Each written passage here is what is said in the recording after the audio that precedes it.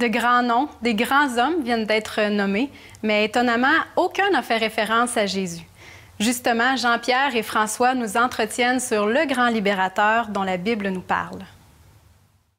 Alors François, on est aujourd'hui à Nazareth. Oui, c'est une très grosse ville maintenant. Le guide qui nous accompagne a dit que c'était au-dessus de 60 000 personnes. Mais lorsque Jésus y habitait, c'était un petit village d'environ 120 à 150 personnes. C'était le village d'enfance du Seigneur Jésus, selon l'Évangile de Matthieu. C'était aussi un village très peu réputé, voire même méprisé, probablement parce que ce village n'avait aucune espèce d'importance commerciale et non plus prophétique, selon l'Évangile de Jean au chapitre 1. Jésus y est retourné lors de son ministère public pour y annoncer dans la synagogue l'accomplissement d'une des plus grandes prophéties messianiques de l'Écriture. Il se rendit à Nazareth où il avait été élevé et selon sa coutume, il entra dans la synagogue le jour du sabbat. Il se leva pour faire la lecture et on lui remit le livre du prophète Ésaïe. L'ayant déroulé, il trouva l'endroit où il était écrit « L'Esprit du Seigneur est sur moi, parce qu'il m'a oint pour annoncer une bonne nouvelle aux pauvres.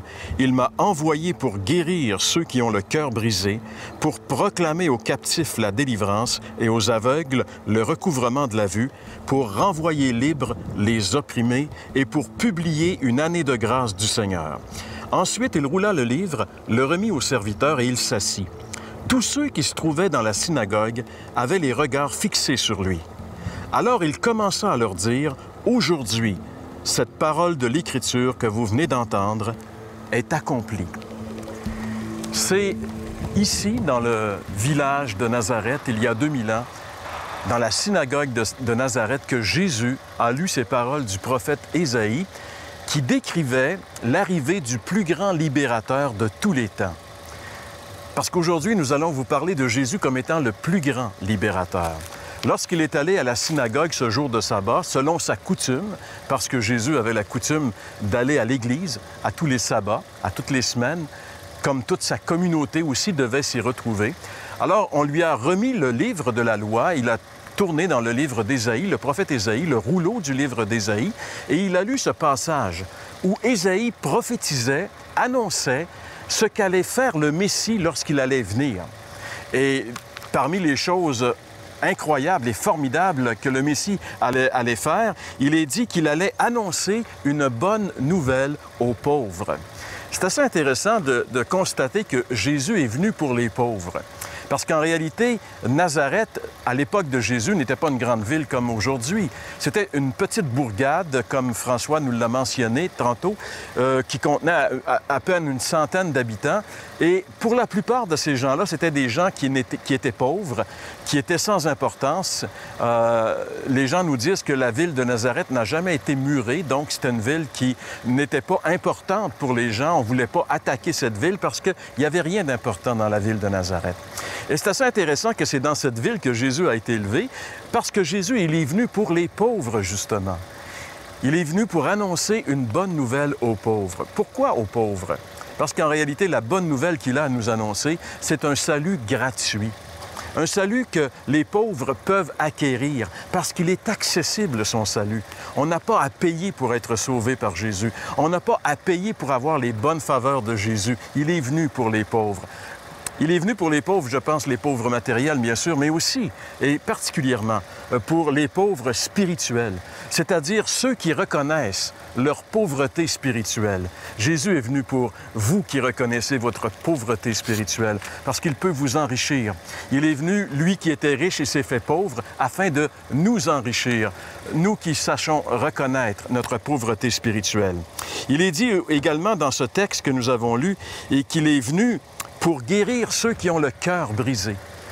Combien de personnes dans notre société moderne vivent avec un cœur brisé? Vous savez, les psychologues, les psychiatres, tous ceux qui travaillent au niveau de la relation d'aide font des fortunes aujourd'hui parce que presque chaque personne a une brisure. La vie est dure et beaucoup de personnes sont brisées par la vie.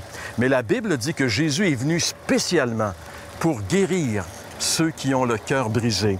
Et ce texte d'Ésaïe dit également qu'il est venu aussi pour proclamer aux captifs la délivrance. Il est venu pour délivrer ceux qui sont captifs, captifs d'une mauvaise habitude, captifs d'un péché qui est en train de détruire leur vie. Mais Jésus est venu justement pour nous délivrer. Il a la puissance de délivrer parce qu'il est le plus grand de tous les libérateurs.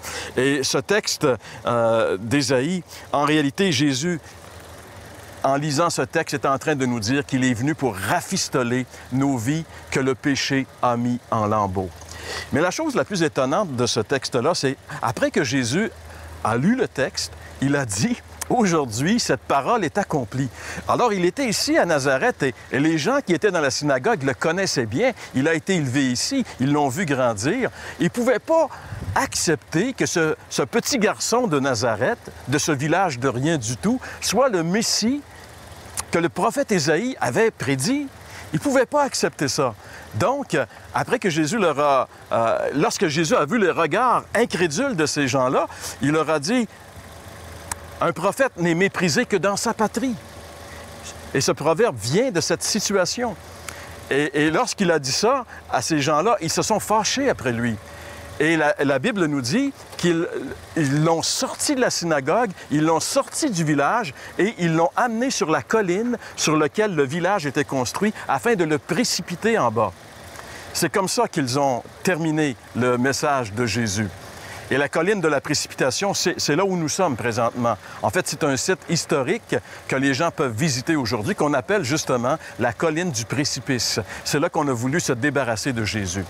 Et vous savez, les gens de son village avaient des préjugés et ils n'ont pas pu accepter Jésus comme ce qu'il était vraiment. Et aujourd'hui, il y a beaucoup de gens qui sont comme eux, sceptiques, qui ne croient pas que ce soit lui qui peut vraiment avoir un impact dans leur vie. Mais j'aimerais vous dire, essayez-le. Essayez-le.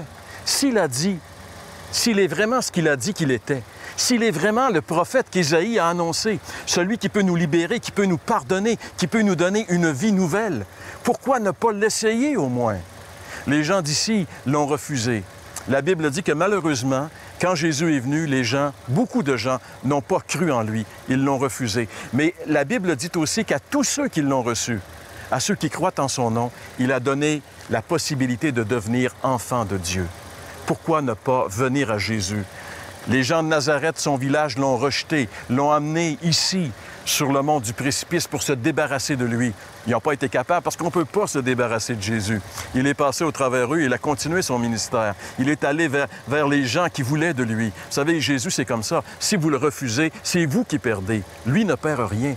Mais celui qui refuse et qui rejette Jésus, c'est le plus grand perdant de tous les temps. Ne soyez pas un perdant, soyez un gagnant. Venez à Jésus et croyez ce qu'il a dit il y a 2000 ans dans cette synagogue ici, à Nazareth, qu'il était le Messie promis et le seul qui peut rafistoler votre vie, démolie par le péché. Il est le seul qui peut vous pardonner et vous donner une vie entièrement nouvelle. Mais pour cela, vous devez venir à lui par la foi.